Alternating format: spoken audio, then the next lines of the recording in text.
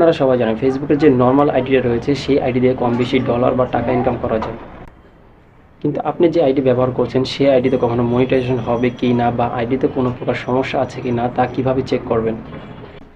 আজকের ভিডিওতে আমি দেখাবো একটা ফেসবুক আইডিতে আপনি কোন কোন বিষয়গুলো চেক করবেন এবং কোন জিনিসগুলো ঠিক থাকলে আপনি মনিটাইজেশন পাবেন।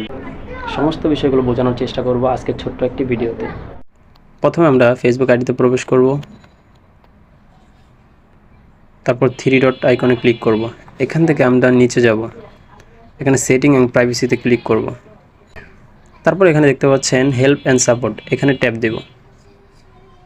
এখানে দেখতে পাচ্ছেন সাপোর্ট ইনবক্স, এখানে ট্যাপ দেব। তারপর এরকম একটা ইন্টারফেস সামনে আসবে। উপরে দেখতে পাচ্ছেন রিপোর্টস অ্যাবাউট আদার্স, এখানে ট্যাপ দেব। তো এখানে দেখতে পাচ্ছেন নো রিপোর্টস, মানে আপনার আইডিতে কোনো রিপোর্টস নেই। তারপর ব্যাকে যাব এবং এখান থেকে ইওর অ্যালার্টসে ট্যাপ দেব।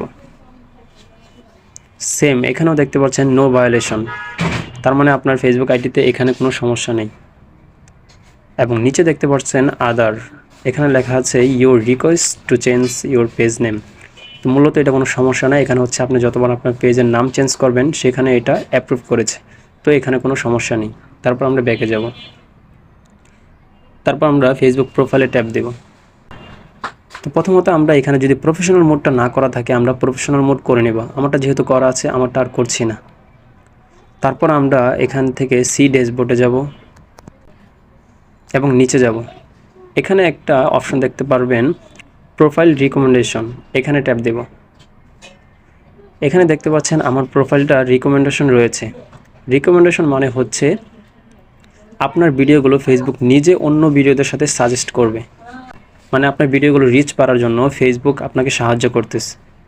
তারপর নিচে দেখতে পাচ্ছেন প্রোফাইল স্ট্যাটাস, এখানে ট্যাপ দেব। এখান থেকে আপনি দেখতে পারতেছেন এলিজিবল টু মনিটাইজ, তার মানে হচ্ছে আপনার আইডিটা মনিটাইজেশনের জন্য উপযুক্ত।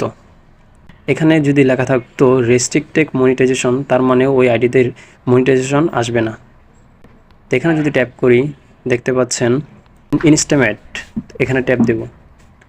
তারপর যদি আমরা নিচে যাই দেখতে পারবেন এখানে 5টা ক্রাইটেরিয়া রয়েছে। এই 5টা ক্রাইটেরিয়া যদি সম্পন্ন করতে পারেন তাহলে আপনার মনিটাইজেশন অপশনটা চলে আসবে। তার মধ্যে এখানে 2টা কমপ্লিট আছে, আরেকটা কমপ্লিট হতে কিছু বাকি আছে। 5000 ফলোয়ার্স হলেই এটাও গ্রিন টিক হয়ে যাবে, তার মানে এখানে কোনো সমস্যা নেই, এখানে কোনো মনিটাইজেশন পলিসি নেই। আর এখানে দেখতে পাচ্ছেন 60,000 ওয়াচ টাইম মিনিট, এটা আপনি ভিডিও ছাড়বেন আস্তে আস্তে পূরণ হয়ে যাবে, এটা নিয়ে কোনো চিন্তা করার বিষয় না। আর নিচে দেখতে পাচ্ছেন 5টা অ্যাক্টিভ ভিডিও, এখানে যদি আপনার 5টা অ্যাক্টিভ ভিডিও থাকে প্রোফাইলে সেক্ষেত্রে আপনার এটা গ্রিন টিক হয়ে যাবে। তো মূলত এই কয়েকটা স্টেপ যদি আপনি বুঝে শুনে চলতে পারেন আর যদি নিজের পোস্ট পাবলিশ করেন তাহলে আপনি অবশ্যই সামনে মনিটাইজেশন অপশনটা পাবেন।